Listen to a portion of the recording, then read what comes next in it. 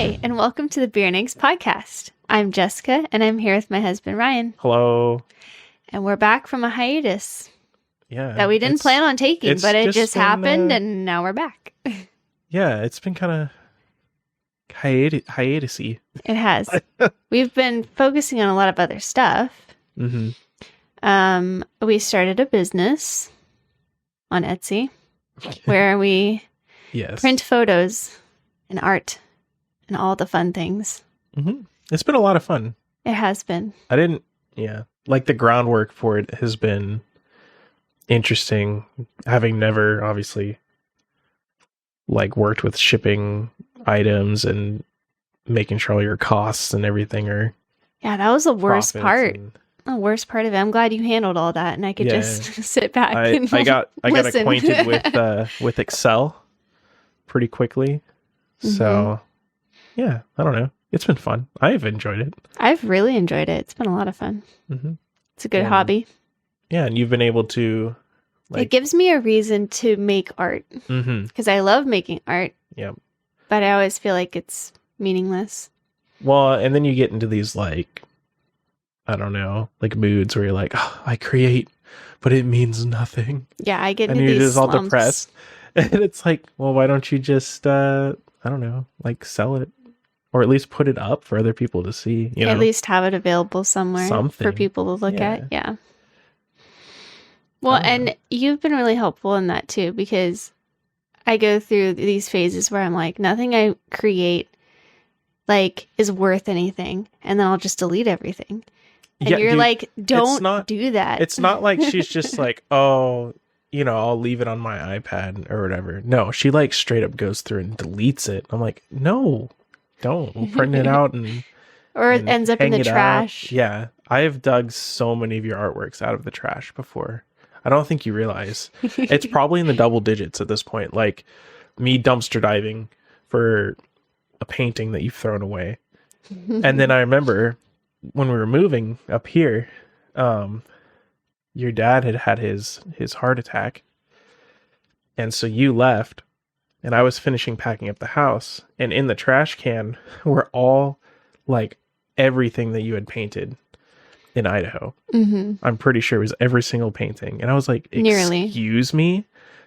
And I grabbed them all and we brought them up here. And I think you posted them on one of the Facebook pages. And I mean, they were gone in like 2 or 3 days. Yeah, it was like probably 4 or 5 paintings, like actual paintings that I'd done on canvas. And I just posted them and they were all gone.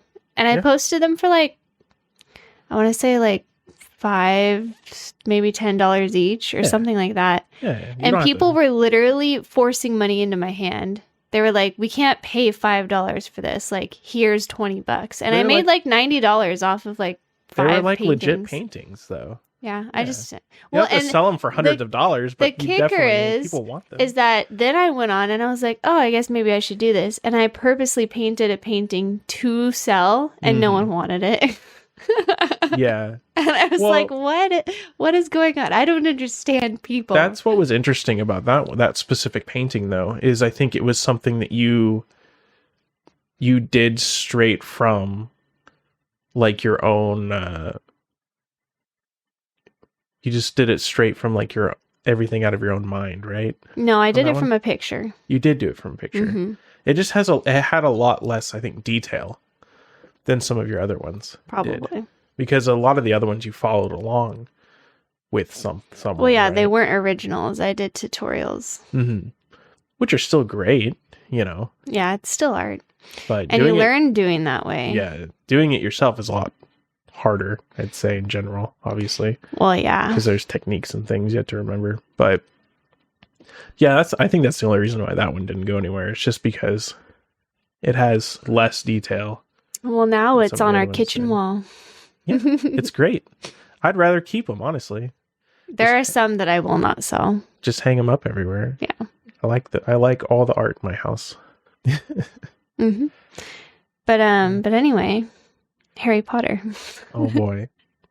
So, Jessica has never read or watched any of the Harry Potters. Well, now I have, but before last week, I had not. Yeah, so yesterday, right? Did we watch the second one or the first? We watched the second one yesterday. We watched the first one a week ago. And we watched the second one yesterday. Well, you did. I fell asleep. Yeah. But and we as in me and Ryan. Yeah. I've seen them all and I've read all the books as well. I would not call myself like a super fan. Because I don't remember a lot of, the minute details. And I've only seen the movies a handful of times. And obviously read the books only once. But it was interesting to see your reaction, especially to the first one. I think you really liked the first one. In general, you liked the world that it kind of built. I think they actually have a podcast somewhere about people who had never seen them or read them and their experience for the first time. Yeah, I think there's like multiple podcasts about that. But my initial thoughts watching the first movie for the first time was, this is going to sound weird, but it's like almost a sense of like there was something that I'll never have. You know what I'm saying? Does that make sense? As in like this way? Is definitely, at least the first movie is definitely geared towards kids, and I'm not a kid, and so a lot of it was not appealing to me. Like it appealed to maybe like my inner child, but I'm just not there anymore. You know what I mean? That's interesting. And maybe it's because there was one point as a kid where I was watching a movie and it was finished, and then they started playing the Harry Potter movie, the first one. Uh-huh. And I watched like maybe a minute and a half of it. And then my mom came in and, they weren't okay with me watching it, so we turned it off. Yeah. But I was like really into it. I was like, oh, this looks super cool. But then watching it again as an adult, I'm like, why was I so interested? Like this, I mean, it's interesting. It's kind of fun, but it wasn't like I didn't have that same fascination with it. Yeah. And so it was almost a little bit of like bittersweet, like, oh, this could have been something really cool. Now it's not really, but it's still enjoyable. But then at the same time, I'm like, well, am I really missing out on that much? No. Yeah, I don't think anyone really you didn't miss a cornerstone of your culture or childhood or something from missing Harry Potter. Oh no, it's not like I missed out on However, anything. I do enjoy the Harry Potter world, universe, series, whatever. And it was a lot of fun, reading them especially. But then I imagine the books are probably more in depth. Mm-hmm. But it's that same feeling though that you're describing, where it's geared towards really activating a child's imagination, capturing them and bringing them into this world of wizards and witches and just the cool, I don't know, as a kid dreaming and imagining things, being able to just do stuff that's hard for you, being able to swish a wand and fix, unlock doors or fix glasses or whatever. Well, it's definitely bringing in that sense of escapism for kids. Well, yeah. As most fantasy does, I would imagine. Yeah, so the ironic thing about it is, a lot of parents are like, you can't watch this, which I'm not saying that's wrong to do, and I'm not saying it's right to do. I'm going to remain neutral from a parent's perspective for now. I'll give my opinion later. Yeah, but you got to watch them all first. For finishing this thought right now, I'll remain neutral. But there's plenty of other movies that I saw as a kid that were theoretically harmful in the exact same way. Oh, yeah. So it's what is it about specifically Harry Potter that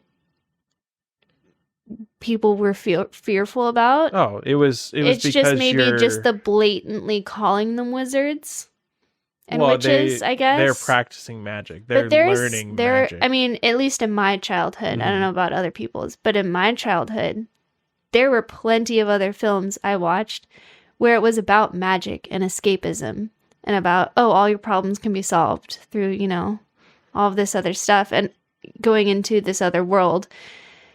And it's what was it about? There's a big difference between interacting with a character who can do magic and having a world in which children are learning magic in order to use it in their everyday lives. Right. Right. So in my mind, right, watching the Chronicles of Narnia, there are characters that can do magic and have that power, and they give you, there's items that have magic that you can use, but you're never, at least in the Chronicles of Narnia, they're not the actual person like learning the magic and then doing it. Mm-hmm. Because that would be practicing witchcraft, right? Right. I can definitely follow that logic for sure. And so I think that's what crossed the line for some people, is because you're taking something that in the Christian worldview we would say is a real thing that people do, right? Mm-hmm. There are I'm not saying they're successful, but there are real witches and people practicing stuff that is forbidden mm-hmm. for us to partake in. Right. Right. And you're portraying children learning this stuff and how it's fun and useful and whatever. And I think there are definitely ties to the interest in the occult that lives in our generation came from partly from Harry Potter, I think. Mm-hmm. Because I remember I read Harry Potter and I read several other books that were way, way farther into the occult than, the dabblings of Harry Potter, essentially, where it still had like a good story to it, a coming of age story and good defeating evil, to there is no good and evil in some of these other books that I read. And it's simply, it's just how you use, the demons that you summon or whatever. And so it's a slippery slope in my mind. Right. If you allow this, it could lead to worse things. Mm-hmm. But objectively, just if you cut it off at like Harry Potter or something, would it be okay? I don't know. I think I agree with what you're saying and the way you're presenting it. Watch a child's like intake of what they're consuming, basically. Yeah. Do we want to just go ahead and give our opinion and then continue talking about it? What's your opinion? I don't think kids should be watching it. That's my opinion. Okay. I think they should. As a Christian. I think they could. No, I don't think they should. I think I'm coming from the perspective of a parent who has a 4 to an infant. I think a 10-year-old could consume Harry Potter. So, yeah, that gets me into the question of, are they mature enough to actually start thinking critically about what they're watching? I agree. An older kid who has that ability should be given the opportunity, if they want to watch it with a parent, and you could help them walk through that. But I'm not going to sit my 4-year-old down and be like, here you go. Here's something to just entertain yourself with while I go do whatever I want to do, and not give them any guidance in that. I think that would be completely wrong. With any movie that is offering a contradictory worldview to the one that I'm raising them in. There's a lot of things with that, because like even some of the cartoons that they watch are very we talk about stuff. Yeah. So it's not, I think it's less of a matter of if you're going to filter out that stuff. It's more of a matter of when are you going to have that conversation. Mm-hmm. And so it's up to the parent to decide when they should be having those conversations with their kids. Sure. And there's a big difference between my child having the freedom to find it on their own and watch it without me serving it up to them, or me serving it up to them. Mm-hmm. Like, I would not say, okay, let's all sit down and watch Harry Potter right now with our 4-year-old and 2-year-old. Yes, because our kids are very, very young still. However, if our 4-year-old, a couple of years down the road, wants to watch Harry Potter, that's something we can talk about and then watch together and answer questions, and everything. So there's a big difference between just like, go for it, have fun, hope you get the good things out of it and reject the bad things, sayonara, or actively being like, okay, you want to do this, why are you interested in it? In this conversation, are you mature enough to sit down and watch it? I remember it was a similar conversation, and that's how I think I want to approach it personally, and how I think we should approach it is not just, we're not going to serve it up to them. Yeah. Well, and that's what I meant when I said I don't think kids should be watching it. It should not be just free to consume. Yeah, it's not. It's just not. How do I say it? Which almost it's not something you just sit in front of your kid. And there's shows that I do, like what? Umizoomi is pretty. They love that show. It teaches them math. Very age appropriate. It's age appropriate, yeah. And I've seen it. It's something I watched as a kid, and I know it's appropriate. So, but there's a lot of movies that I do withhold from them, and there's some movies that I let them watch, and we talk about it. Like, it sounds silly, but I didn't just throw Moana on for them. They ended up seeing it because someone was watching them, and it was our church meeting was going late, and so they started playing Moana, and I was like, that's fine. We're going to have that conversation then. Yeah. Because it does go super into, like a pagan idea of creation or whatever. And so we talked about it, and I was like, this is not true, right? And they're like, this is pretend, first of all. And I'm like, some people out there might actually believe a version of this. I don't know if it's really correct, but that's not true. And I'm telling you it's not true because the Bible says otherwise. And so they tell me that all the time. They're like, this is what some people believe, but that's not actually true. God tells us something else. And at their level, that's critical thinking, and I'm proud of them. And so they watch it now and then. Sometimes they ask to watch it every day, and I don't let them watch it every day because I don't think it's healthy. But, maybe every other week, if they're like, this is what we want to watch, I'm like, sure. Yeah. But it's really up to the discretion of the Christian parent. It's like, you got to walk with God in it. And use discernment. Yeah, I remember the first time my dad let me watch Saving Private Ryan. Oh, that's... How old were you? I was, I think, 13. Okay. It might have been 13 or 14, but I remember it was a big deal. I remember we had it on VHS. And, I had wanted to watch it, I think purely because I had my name in it. Oh.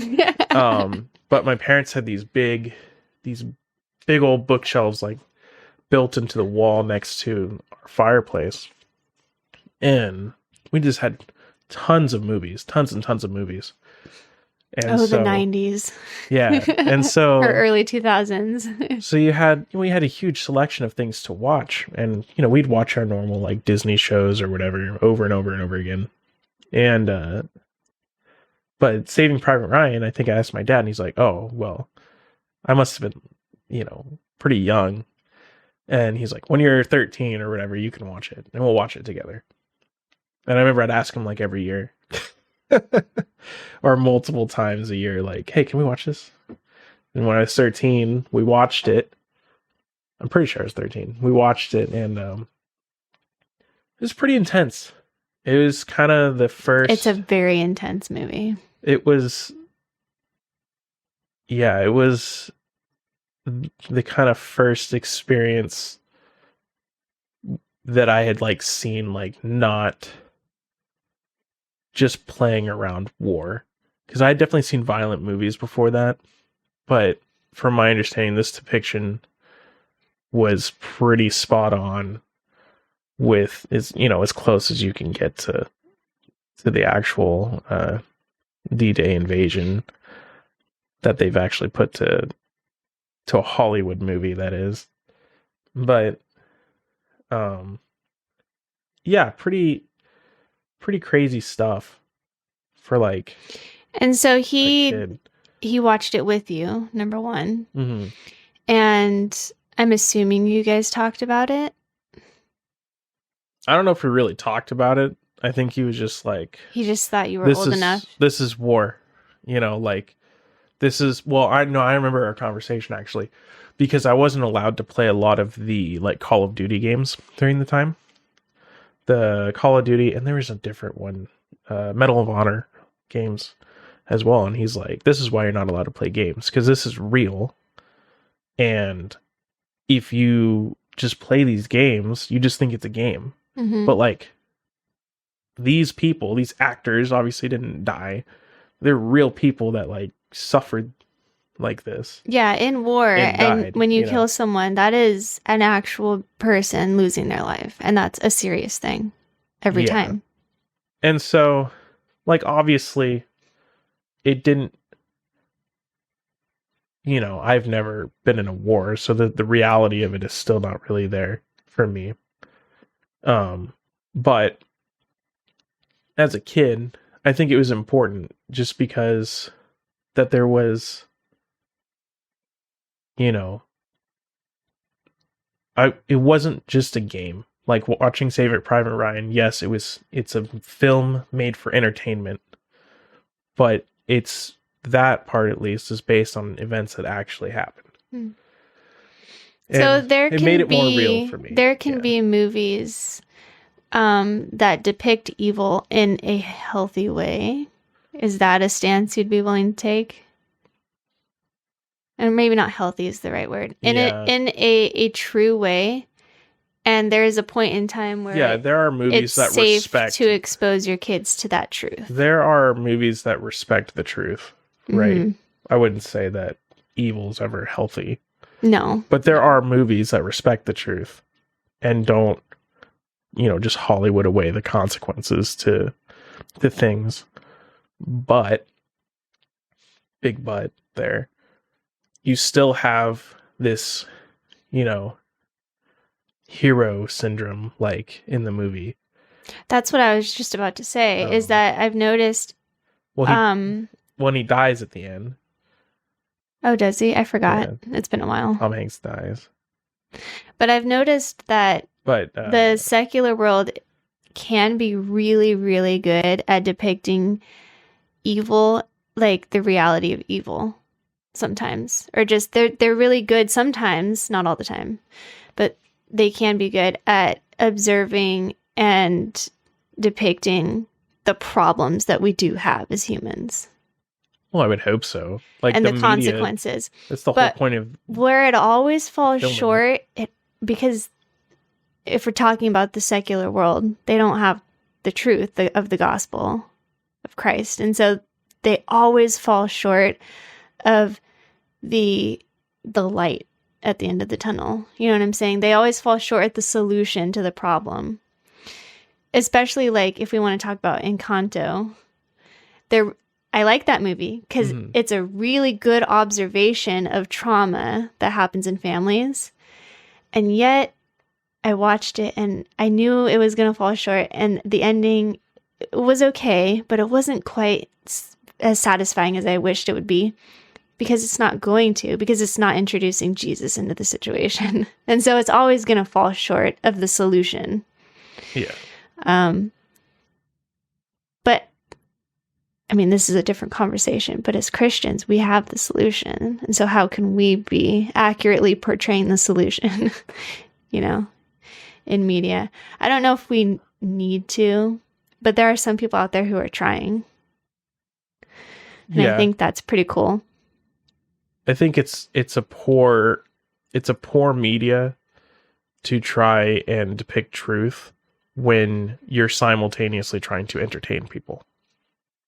Well, maybe we need to make that not our goal. Well, it's hard to, because that's how you make money with the media. Well, yeah, and then you need money to make it. So I get it. So it's kind of a natural consequence of needing... In order to get someone to watch it, it needs to be entertaining. Right. Right.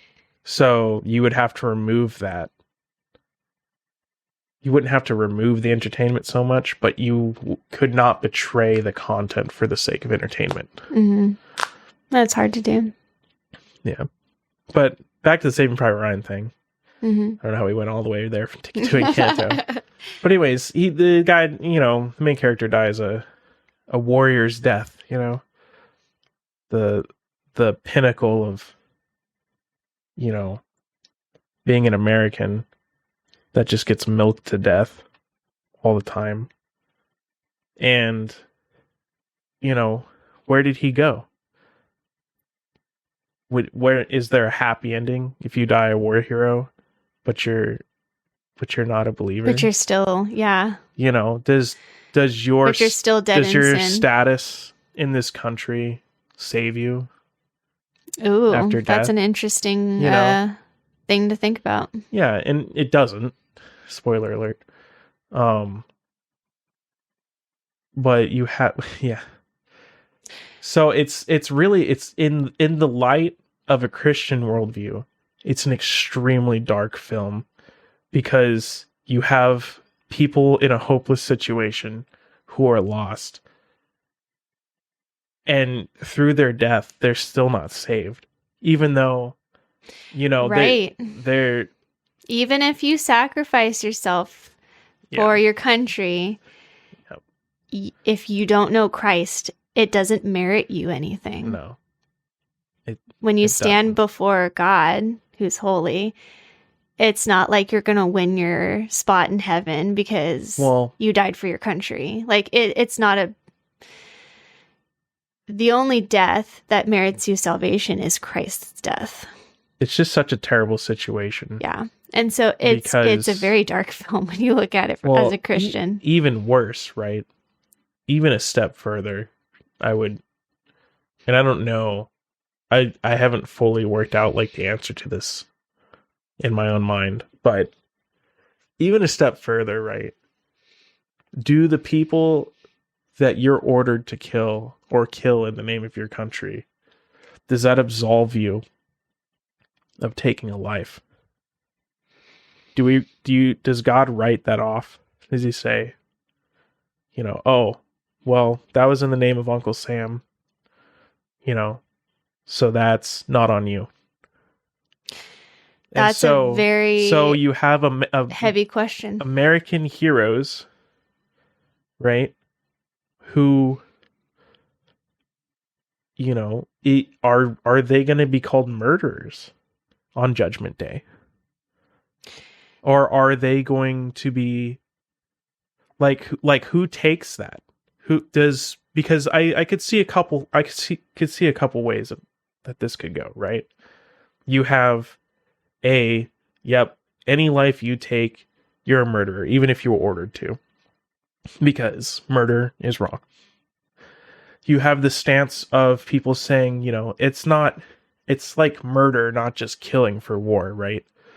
So then I would say, well, who's the responsibility on that end then, right? If it's in war and you're saying that I can fight for an authority to kill people that God hasn't commanded me to kill, however my country has, is that then on my leaders? Because I'm in this position as a soldier, I was drafted, etc. Whatever happened. Is that blood on my leader's hands? And the person who ordered me to go to it? And this is a question that people of God have wrestled with in times of war, I'm sure. Well, and that's why you have the conscientious objectors, right? Who say, I can't kill people because my faith doesn't allow me to. You have people who say, God has given this government the sword, and if this is my profession or I'm drafted in, then I have to go carry that out. And it's within the will of God. So I'm absolved of that. And then, there's the really pessimistic third camp that's like, no, that's all murder, all of it. And it's like thinking about that in the setting of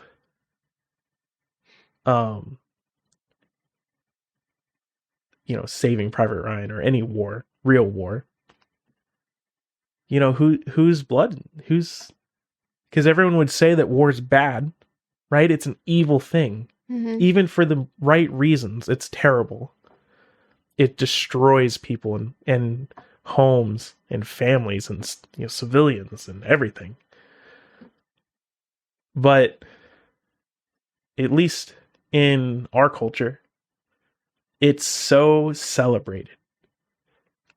So much. How, every violent movie. I mean, look at John Wick. Look at it all comes back to John Wick. Yeah, look at all these violent movies. It's so celebrated. The merciless killing of your enemies. Do you want to hear my opinion because they've done though? wrong to you?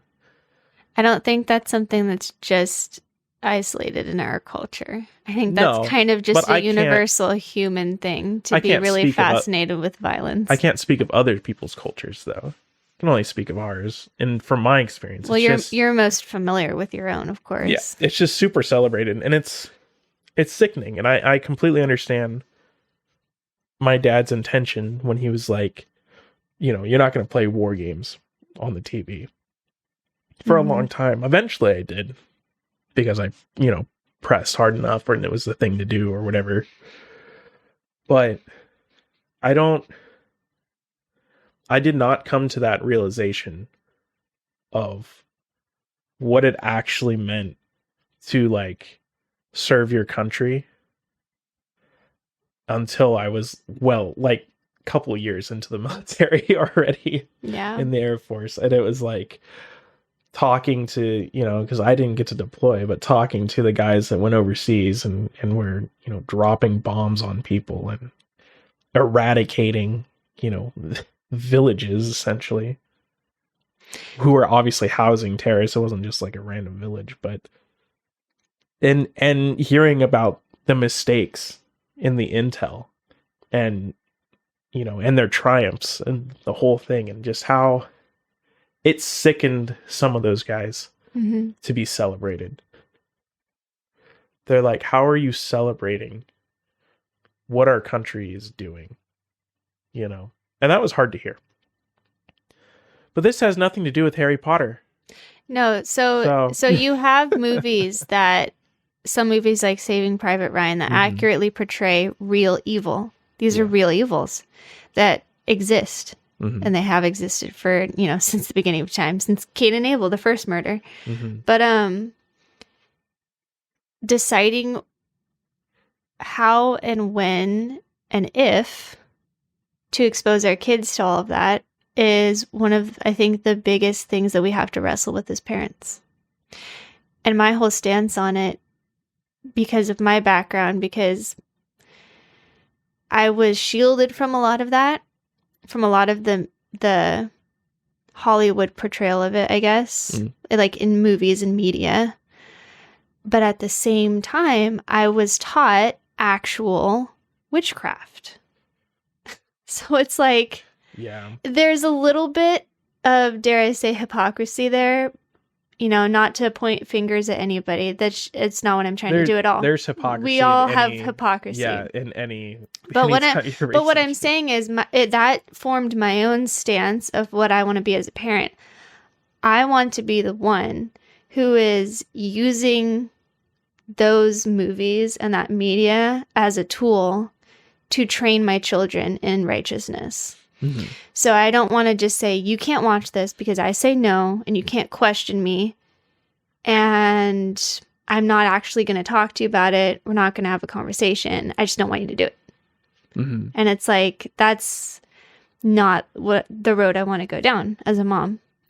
I want to be able to be look, I think you're old enough. You want to watch this movie. Tell me why. Let's watch it and let's talk about it. And now I can help give you the tools to wrestle with these kind of things that you will eventually encounter later in life, or when I'm not around. You know what I mean? You know what I mean with that? I just feel like that's such a much better way to raise your kids. I don't know. I think it's a good strategy. I don't think... And I'm not saying it's going to mean my kids turn out perfect. It's just, I'm giving them the best shot that I can. It's hard too, because... At, battling this your stuff. Your kid has to be receptive to that conversation as well. I think most kids are. in the beginning. Yeah, if they're not teenagers, maybe. But well, you work with what you got. Yeah, so if your kid's just super rebellious, then that's a whole different thing you have to, pray about. Well, and that's why I think it's worth talking about, even if, you're like a hard no. You're like, you're not doing that in my house or whatever. But kids are going to go, to other people's houses. They're going to experience stuff outside of the home. Yeah. And I remember my parents being like, when you're, not here, that's up to you. You have to figure out what's right and wrong, because well, and you want to show them their foundation for how to do that. Yeah. So you want to teach them scripture and tell them, look, this is how you figure things out. You weigh it against scripture. What does scripture teach us? Mm-hmm. And is that what this other thing is saying? Is there a difference? Is it measuring up?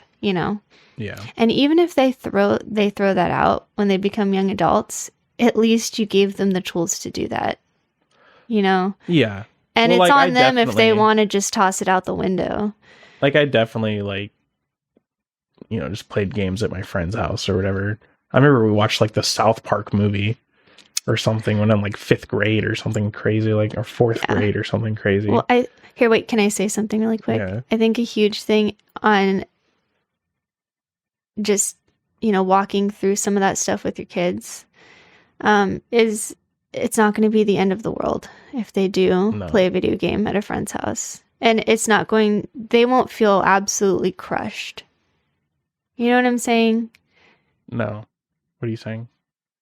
Well, okay, from someone who was like, you cannot watch this.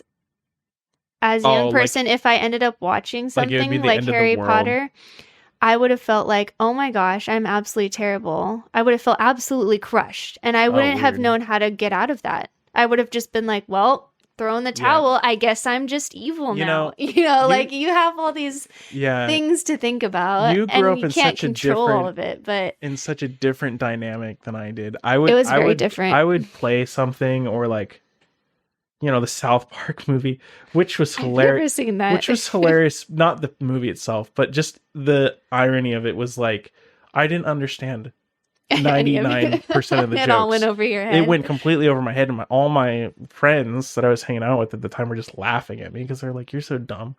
But that didn't bother me. But I literally, every time I did something like that, I'd go home and be like, "Ooh, Mom and Dad, guess what I did?" Mm-hmm. And they'd be like, "Oh my gosh," They're like, "Did you even understand any of what was going on?" I'd be like, "No."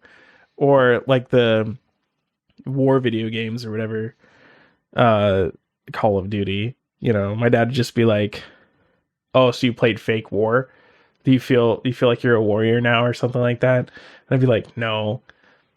And I remember I did a report on my uncle, or my family friend uncle. I don't know, he's my uncle, but Rosie, and he was actually in the Vietnam War, and he told me some crazy stuff. I did a whole report on him. But yeah, I don't know, I don't think any of the games were useful.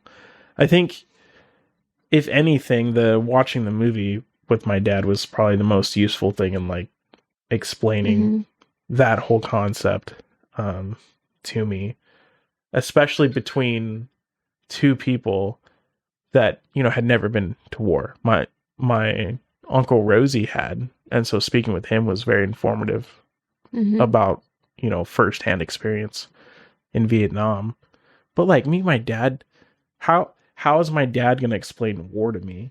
He hasn't left the country to fight for his country. He doesn't have to have experience, to teach you objectively what's nice, right and wrong and how to think about it. But that is what's nice about the medium of movies, because they do explain stories in a visual way for us to then interpret. And if it does follow the truth, then I think it's a very powerful way to explain something to someone.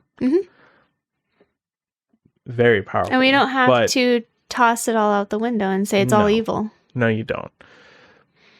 But being wise about it. Being wise, is very important, obviously. Yeah, extremely important.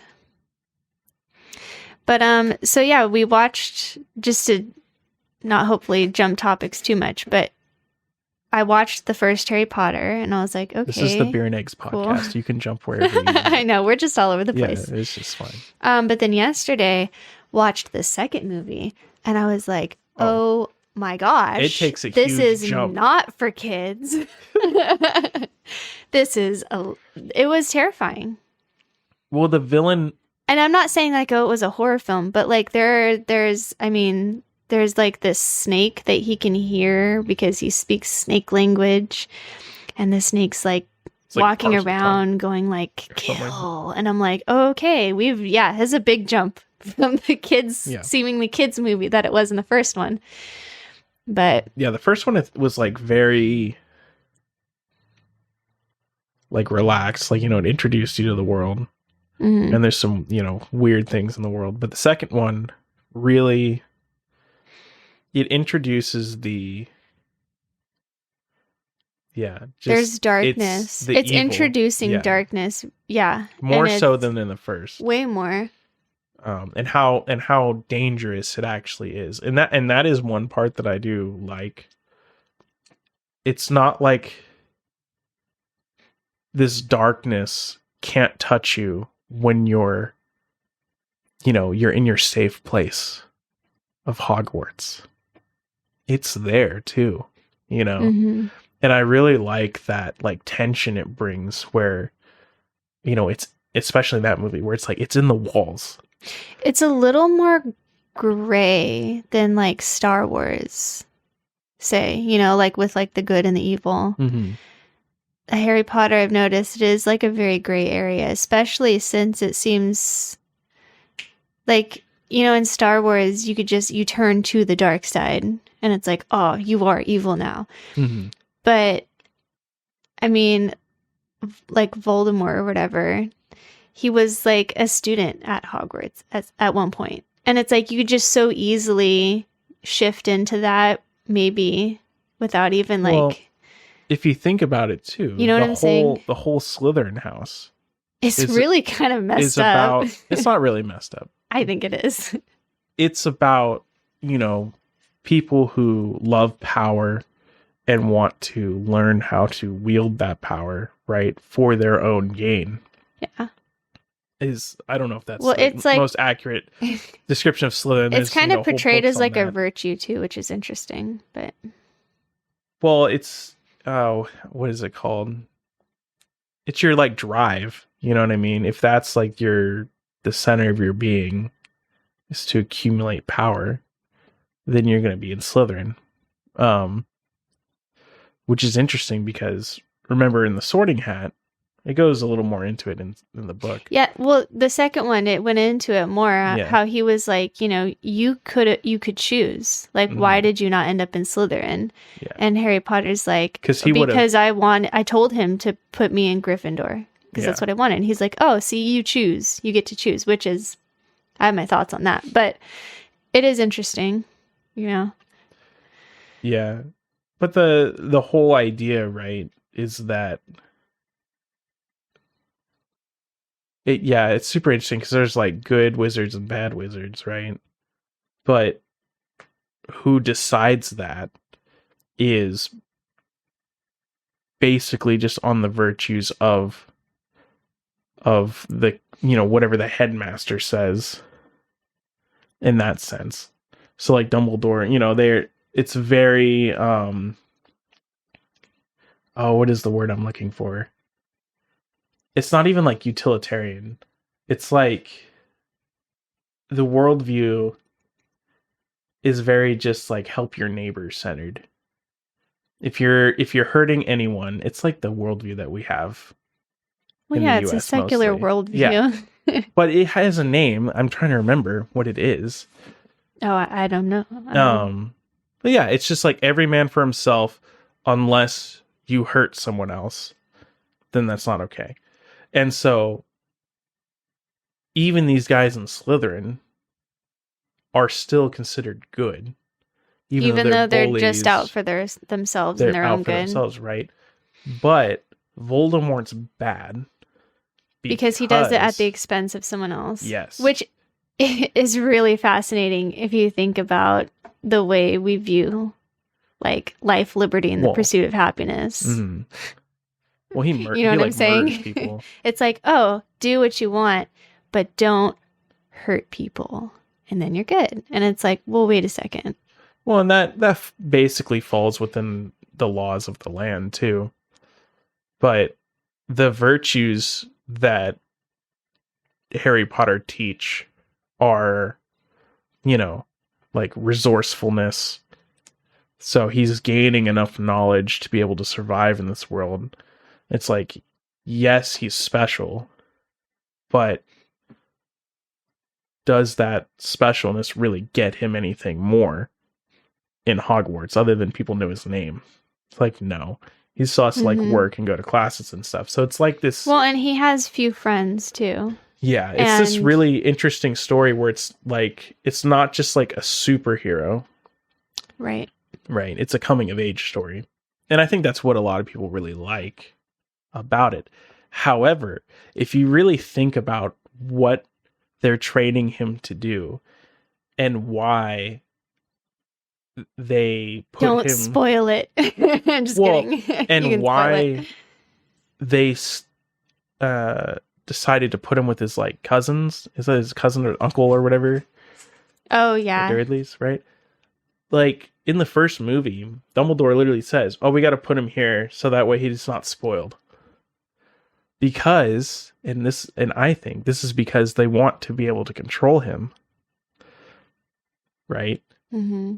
They want him to be like docile. Well, that goes into an observation that I made watching the first two movies is, not having any prior knowledge of who really this character is, like his personality. He's a lot more passive than I anticipated. Mm-hmm. Does that make sense? Yeah. It's like things just happen to him. Yeah. And he's just kind of like, he's not an active participant, really. I mean, he does rescue everyone in the end, at least in the first two. Yeah. But it's almost like he was set up to. You know what I'm saying? Yeah, it's super, like, he's definitely set up like, to. I don't see much of, and maybe the books go into it more, but I don't see much of an inner growth and motivation. And I don't think you do until the later films and books. Yeah. You'll see. That kind of makes sense, I guess, too, if you're thinking of it as, he's a kid and he's getting older. Yeah. You'll see. And that's what's nice about the story is obviously the growth of and confidence and friendship, really. And I think that's the strongest part of the whole thing is friendship and learning to work with others, even bullies. I will say this. The story itself, not just strictly the movie, but just the story of Harry Potter, I can tell it's really, really thought out and it's really well written. Yeah. Like, whatever her name is. What is her name? J.K. Rowling. Yeah, don't give her too much props. Really? She's not a good person. No. Oh, well, I'm just saying as a writer, I don't know who she is as a person. I'm just saying she really thought about this and it's a good story. Yeah. If we won't even get into the controversy so far, she should just I know absolutely nothing about her. She should probably just not really worry about making her books worthy of today's times with their, gender orientations of the characters. I have no idea. I don't keep up to date on any of that. She just like retroactively was like, oh yeah, such and such character and such character are gay for each other just to make it more appealing. Retroactively, nice. Yeah, literally like years after these things have been written, she's like, oh yeah. It's like, no, dude. I'm sure the fans ate that up. No, they revolted against her. Oh, really? Yeah, they were pissed. Well, there wasn't people shipping those characters from the beginning? No. No? Okay. Okay, so we'll just talk about it. There is a thing where she was like, Snape and Dumbledore were gay for each other or whatever. Snape, and this is spoilers, but Snape's was in love with Harry's mom through the whole thing. Ooh, and he got put on the back burner. Yeah. So it's like, that doesn't make any sense. I would never read that into the story. Just having seen the movies, I would never come to that conclusion because it's not there. Like you're saying, it's something she retroactively decided. Yeah. But it wasn't actually what the story was. And that's what everyone's saying. They're like, just stop. It's fine. The book, like, just leave them alone. Everything is fine the way it was. You know, you don't need to, you have no reason to go and retroactively do anything. You don't owe anyone any, like, I don't know. I don't know why she feels like she owes anyone anything in that regard. It's knows? Like she doesn't need to sell more copies of her books. She doesn't need more. She doesn't need to make it more successful. You know, it's a very successful book. It's good because of its story and its character building and the world building. Mm-hmm. And I don't, you want to write another book, pushing your views or your values or whatever. Fine, do a different one, for it. Yeah, but don't take this away from me. Oh my gosh. Just kidding. Don't hold on to it so tightly. Hold on loosely, like the song. But don't let go. I have a few more thoughts on the Harry Potter franchise.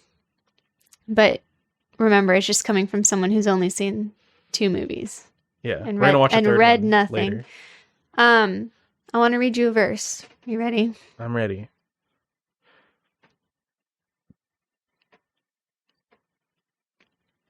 Galatians 5:19-21 says, "Now the deeds of the flesh are evident, which are immorality, impurity, sensuality, idolatry, sorcery, enmities, strife, jealousies, outbursts of anger, disputes, dissensions, factions, envying, drunkenness, carousing, and things like these, of which I forewarn you, just as I have forewarned you, that those who practice such things will not inherit the kingdom of God."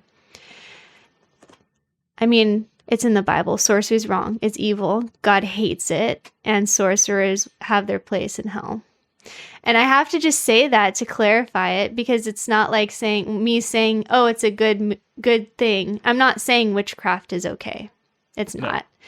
And I think that's really hard for a lot of Christians to do, and it's okay to wrestle with that, is what I'm saying. In consuming media that portrays something as good, when the Bible objectively says this is not a good thing. Is it okay to pretend to practice witchcraft? To pretend, give me a scenario. All right. So the scenario is your child just watched Harry Potter and they found a stick outside.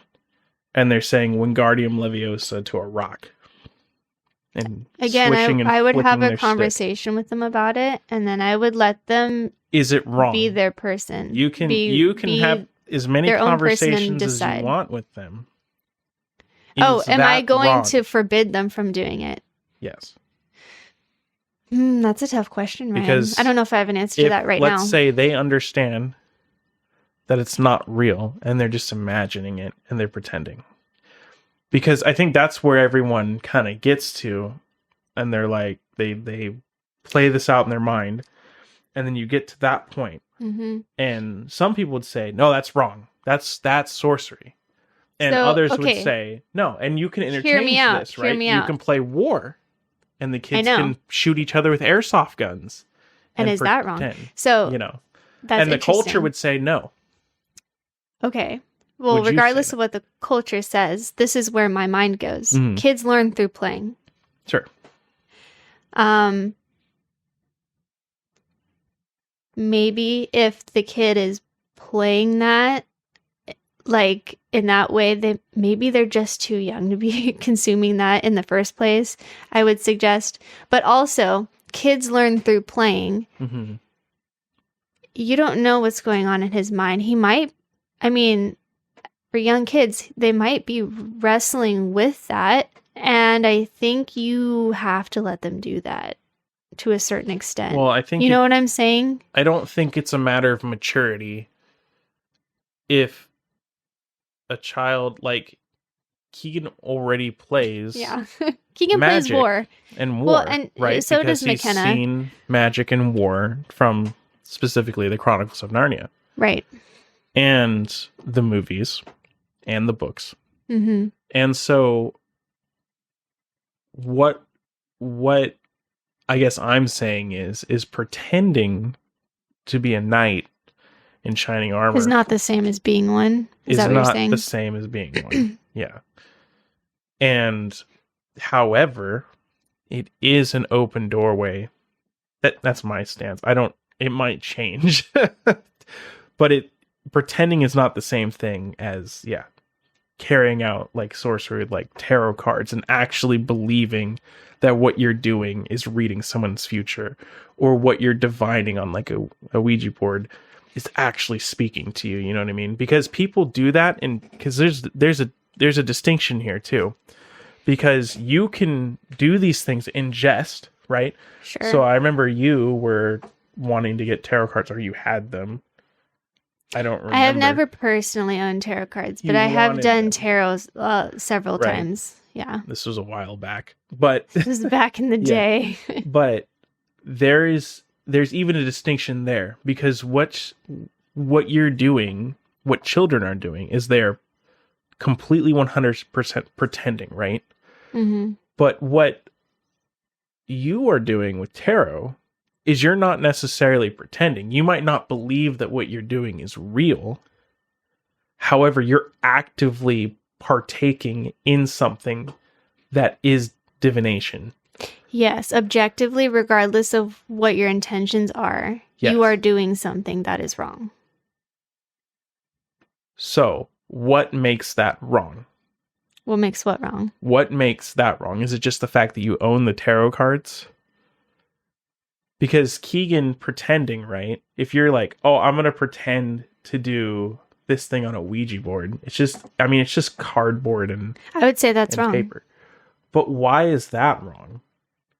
Because... But why do I feel differently about Keegan pretending to be Harry Potter? Oh, I don't know. Maybe we're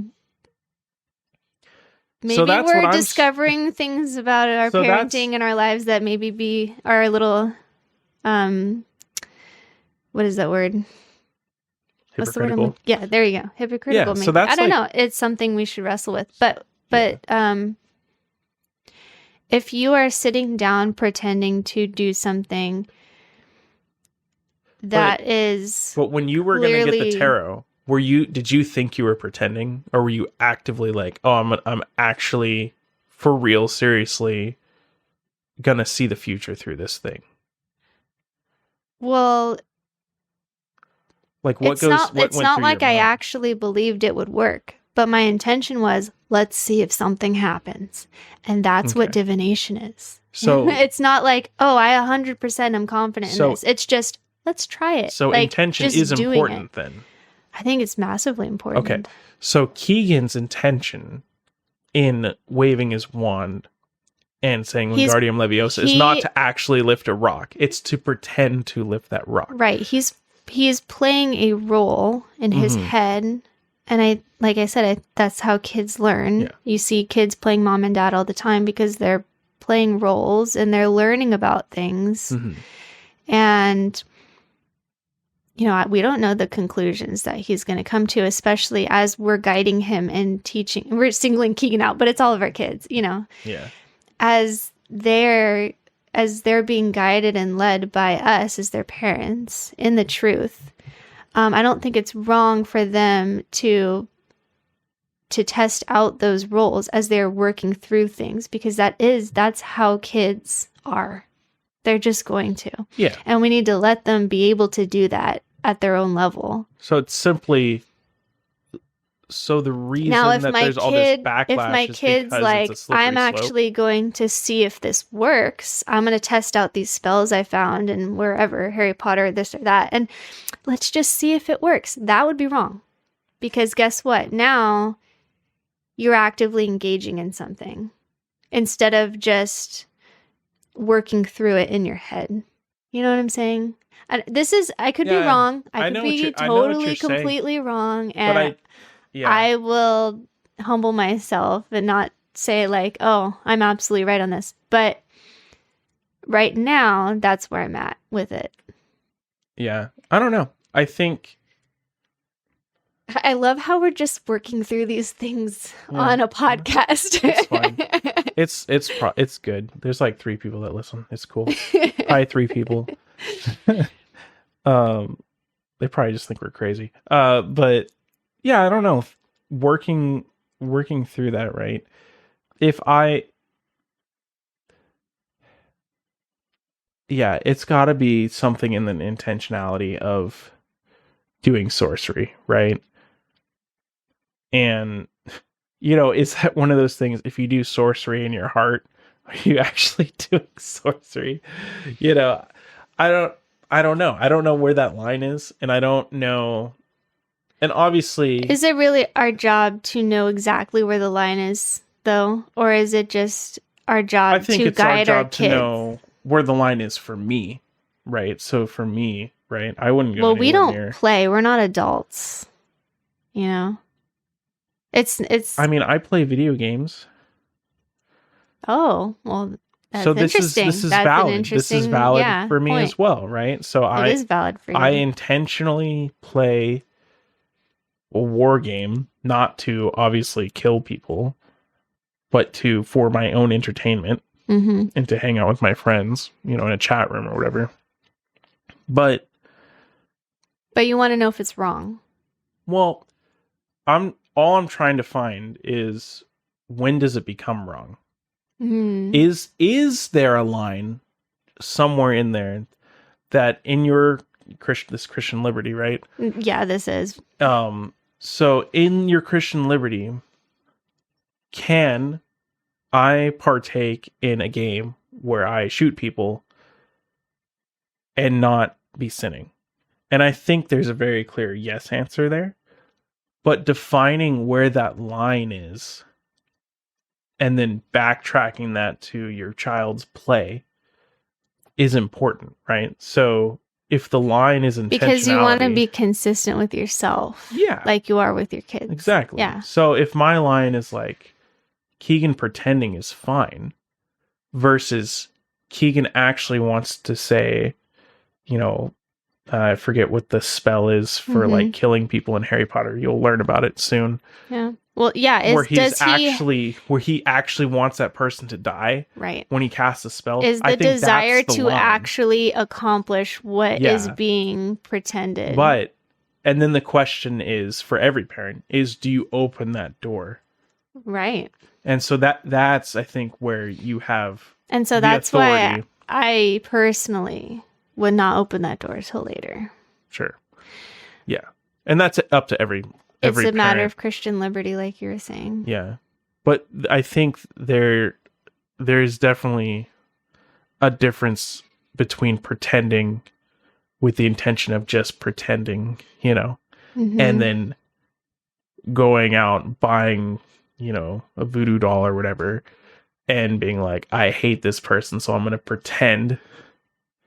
Well, at that point, you're not pretending. Yeah, you're trying to accomplish something that's actively engaged in sorcery, and you can say, oh, I'm just pretending. It's just fun. It's just, my stress relief or whatever.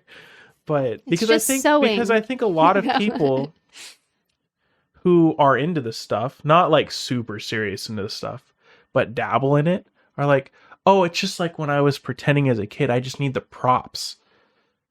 And I don't personally know anyone. And like I'm that. curious if that's... Oh, really? You don't know anyone? No. Like that? So this would be hypothetical, a hypothetical person for me. But so a hypothetical person dabbling in the dark arts, I'll tell you one thing. When I got saved, everything went in the trash. All your stuff, yeah. Yeah. I mean, it all went in the trash. I didn't even know you had stuff, which is crazy. I had some, it wasn't extensive, but I had some like loose papers somewhere in folders of like automatic writing that I had attempted. And just like, I don't know, stupid mantras I'd written down. I unsubscribed all the witches that I was subscribed to on YouTube. Dude, we were kind of on autopilot that time. And like, I don't know. I just had no idea or interest in what you were doing. Yeah. And it's so different from now. I know. You know, like we communicate way more now. Yeah. It was a tough time. I don't know. But marriage is rough. I would say just hear me out. As someone who did a lot of that stuff, even if none of it was like successful, I still attempted things because my desire was to use them to get what I wanted, right? Whatever that was. Yeah, you intentionally as someone who did that was... when I had the Holy Spirit working in me, convicting me of sin, it was all in the trash. And that's just where I'm going to leave that. Mm-hmm. There was no room. And maybe that's just because it had to, you know, because it was too much of a stumbling block or a temptation because I had opened that door. Yeah. You know, I'm not saying, I don't know. We can't just go into legalism. But that's the other thing too. There is something where it's like you should not have fellowship with darkness. But what is fellowship? I don't know. These are a lot of big questions to ask. And it's up to you as a follower of Christ to pray about it and read your Bible and discern these things and walk in good conscience before God. You know? Yeah. yeah. Hashtag But, deep. Here's another good point I just want to throw out there. I never read Harry Potter, never watched Harry Potter. I still was super deep into witchcraft. Well, it's not like keeping that away from you is somehow going to magically it's going to just keep you out of that. It's or if you watch it, you're just magically going to become a witch. You know, it's right. It's not as easy as that. Yeah, I don't know. I don't see any problem with them watching it when they're older. If they have a desire to, I don't think I'm going to be like, oh, Keegan, you want to watch Harry Potter? You know what I mean? Right. But if he's like, oh yeah, Dad, there's this thing I want to watch. You let them bring it to you. And and I'm not going to push it on them and be like, look at this cool thing. Isn't this just so cool? Let me just buy all this stuff and really encourage you to do this. Like, I'm not going to do that at all. I don't know. Well, and that's hard too, because, you know, like Star Wars, like we've definitely served up Star Wars to them. Yeah, but it's not like Keegan asked for Star Wars, and yet, you know. Right. Well, you know, he's our oldest, and I did get saved when he was 1.5 or something, 2. But there's grace for that. So you're saying I'm saying I think I definitely have made mistakes as a parent. Oh, I was just talking about Star Wars. Yeah. No, I'm saying I think I did let him Star Wars is not a mistake, probably Jessica. Too soon. Star Wars is not a mistake. It's good versus evil. It's good stories. Is it the end of the world? No. What would who's that guy you always watch? He's like, kids need good stories.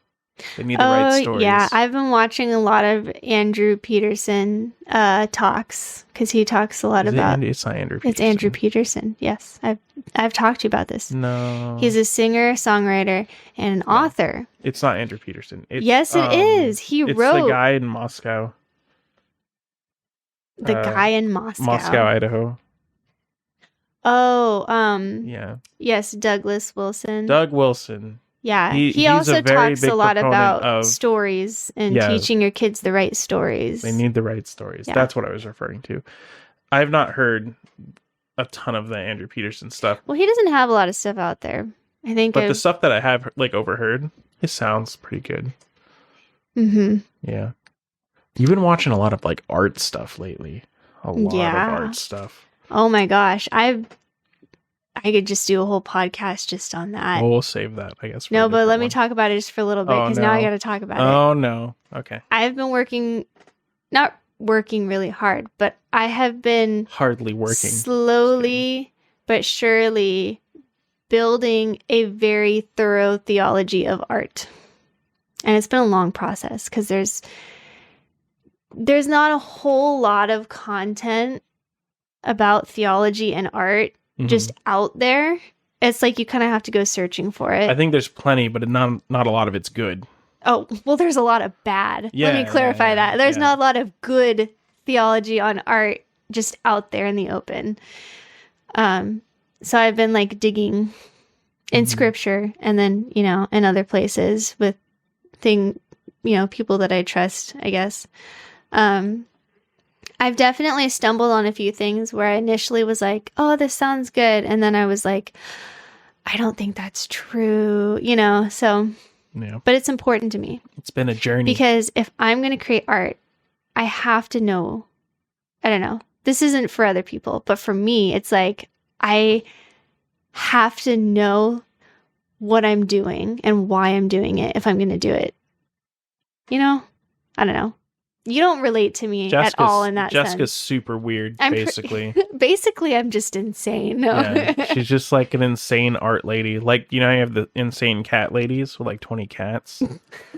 Jess is like 20 art paintings lady, in the trash. Like 20 paintings in the trash, 15 unfinished ones on her iPad, like 3 videos playing while she's painting something new. And like, just... Yeah. But I don't want to just like doodle. Like, if I'm going to make something, I want it to be meaningful in the right way. So I have to give it boundaries, theologically speaking. And I want to know what I am accomplishing. What are you accomplishing, Jessica? I mean, hopefully just, God's glory, obviously. But then I want it to make people's hearts yearn for Christ, which that's like an insurmountable goal. Like, that's insane, right? That sounds crazy, but that's what I want. I want my art to do that. Well, and I think it will, with maybe not in and of itself, but with the connections maybe you make. Yeah, well, and that's why I've been trying to develop a good foundation of how to think about art. I think maybe the as a best Christian, way, because it's like, I don't know, I could go on and on, but it's like, you're not going to save someone by painting a picture. You have to tell them the gospel. Yeah. But a picture that's pointing them to Christ could be the means that God uses to stir their hearts. Sure. To eventually receive the gospel. So, Yeah. Well, and I think the clearest probably example of that would be someone asking you about your art. Yes, which it's never happened. No. But except for you. One day. One day, I'm sure it'll happen eventually, especially and then they'll be like, whoa, I didn't need to know all that. No. Especially in like a peer-to-peer setting, not just like online. Like if you did the farmers market around here, or just some in-person market, you know what I mean? I don't know. That would be fun, but I also really enjoy the idea of putting Christian art, and I use that term like purposefully, but putting Christian art on the internet because it is so saturated by pagan art. Oh yeah. Like, I'm not saying if you take it off the internet. I know, but I think that's so fun. Like, that idea excites me because I look up spiritual art and like I did that the other day on Etsy. And like, I think it was the second page, my picture popped up. And it was this one picture of something that had no, paganism in it. And it was just surrounded by just all this just paganism and idolatry. Yeah. And it made me happy, not that the bad art was there, but that there was good art in the midst of it. And it made me really happy. Yeah. Yeah, I think Christians should be doing more of it. Definitely. But I mean, to be honest, though, it's a lot of work. Well, yeah. It's an insane amount of work because you have to really think about what you're communicating. You have to be really skilled at like what people are going to see when they look at it. Yeah, I drew a Christian shark one time. A Christian shark. Okay, I have one more thing to say. I'm so sorry. So you know how there's a lot of musicians who are like, oh, I'm not a Christian artist. I'm just a Christian who makes, or I'm not a Christian musician. I'm just a Christian who makes music. And I get it.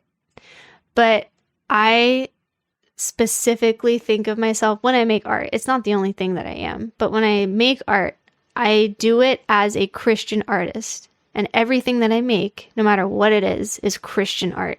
Mm-hmm. Because it's coming from me, who's a Christian. Yeah. So that's important for me. It's not important for anyone else. But it's important for me when I'm thinking about what I'm making in my process. Yeah, it's interesting to... Like, I'm not making neutral things. Yeah. I'm making things that declare God's glory, whether that's communicated well or not. The real question I would have is, can a Christian make neutral things? No, that's what I'm saying. Yeah. Yeah, it's not neutral. Anyways, that's a whole Whoa, that was a big topic jump. Yeah, that's a whole other thing. But we should do you know what? Eventually, I should just compile all my thoughts and all of the things that I'm learning, and we should just do a whole episode on it. You know what the real problem is? We went on hiatus for a month. Now we just have all this stuff to say. We're like, what are we going to talk about? I don't know. It's been a while. And then we just have like a bazillion things to say. So we should How long has it been? Like an hour and 15 minutes. Oh, nice. Okay, we should end it. Yeah, we should end this poor podcast. That's probably the strongest episode so far. What are you talking about? You think so?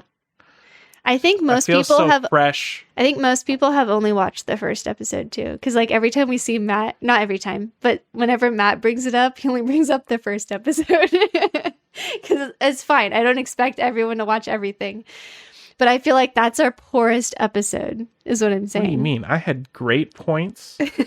Fantastic. I was like, that was the only one I've taken notes for so far. The worst movie ever. That's the only one we've taken notes for. We did the history one. Oh, yeah. I took notes for the history one. That was good, too. That was another good one. I don't know. I like our podcast. I'd say, honestly, if you really want to know which ones I think are the weakest ones, it's probably the Luke ones. Because... Oh, really? I'm not convinced, like, everything in there is super great. That's okay. Because in these settings, right, you just talk about your opinions or whatever.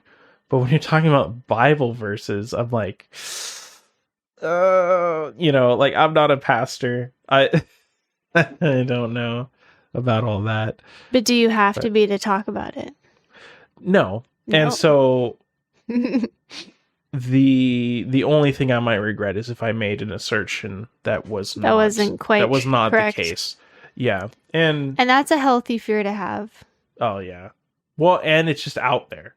You know what I mean? So it's like, hopefully there's just more good than bad. And I remember Matt talking about this too. He's like, when he first got into pastoring, he's like, thank goodness those weren't recorded. Because I don't know if necessarily the content was bad or the, theology or doctrine. I don't know. None of it was heresy, but it's like, was it great? But was it the presentation, or was it the content that he was calling bad? I don't know. But I feel like talking through Luke, if I went back and listened, I'd be like, yeah, I don't know about all that. Like, yeah. Hopefully there's more good than bad, but I think so. I don't know. I don't think it was anything too crazy. So, but anyways, yeah. We're back. Back at it. Mm-hmm. Watch, we're not going to be back next week. No, I'm just kidding. Yes, we are. I'm being pessimistic.